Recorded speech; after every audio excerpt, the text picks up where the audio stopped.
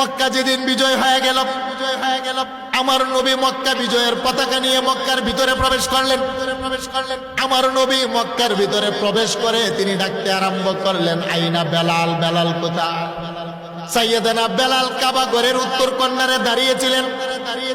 আমার নবী বলেন, বেলাল তুমি পিছনে কেন, সামনে আসো, পিছনে দাঁড়িয়ে আছো কেন?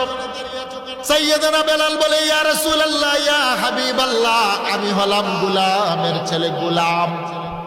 আমার বাড়িটা মক্কা মদিনাতে নয়, আমি গরিব, আমার টাকা নাই, পয়সা নাই, চামড়া কালো, বড় বড় সাহাবীরা আপনার সামনে দাঁড়ানো, আমি পিছনে দাঁড়িয়ে আছি, সামনে বিয়াদবি। আমার নবী বলেন, বেলাল আজকে মক্কা বিজয় অর্জন করলাম, মক্কা বিজয়ের একটা আজান হবে, বিজয়ের আজান আমি রহমতের নবী তুমি কালো বেলালের কণ্ঠে শুনতে চাই। বেলাল রে, বাইতুল্লাহর ছাদের উপরে দাঁড়িয়ে মক্কা বিজয়ের আজান দাও, আমি রহমতের নবী তুমি কালো বেলালের কণ্ঠে মক্কা বিজয়ের আজান খানি শুনতে চাই। আল্লাহু আকবার বলেন, আল্লাহু আকবার বলেন। সাইয়েদনা বেলাল রাদিয়াল্লাহু তাআলা আর বিলম্ব করলেন না, তিনি দূর দিয়ে কাবা ঘরের ছাদের উপরে দাঁড়াইলেন, আজান দিবেন, মক্কা বিজয়ের আজান।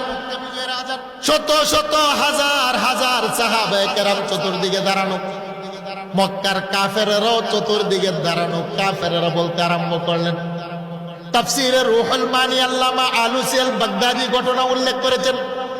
আসবাবুন নুজুলের ভিতরে আল্লামা জালালউদ্দিন সুয়ুতি রাহমাতুল্লাহি আলাইহি শানে নুজুল এনেছেন।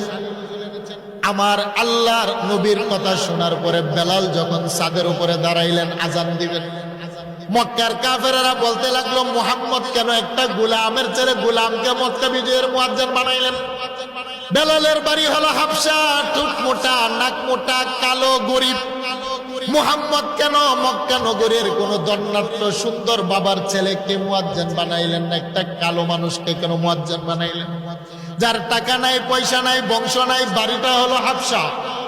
এই কথা শোনার পরে বেলাল আর আজান দেন না, তার চোখ থেকে পানি পড়তে আরম্ভ হলো। কারণ মক্কার মানুষে বেলালের চামড়া কালো, গরিব বিদায় মানুষ উপহাস করে। এই কথাটা যখন আমার রাসূলের কানের মধ্যে আসলো, আমার রাসূল খুব মনক্ষুণ্ণ হলেন। আমার আল্লাহ জিব্রাইলকে সাথে সাথে ডেকে বলেন, জিব্রাইল, আমার বন্ধু মুহাম্মদুর রাসূলুল্লাহর চেহারার মধ্যে পানি আমি আল্লাহ বরদাস্ত করতে পারি না। হে জিব্রাইল, কোরআনের আয়াত নিয়ে আমার বন্ধুর কাছে যাও, ইন্না আকরামাকুম ইনদাল্লাহি আতকাকুম।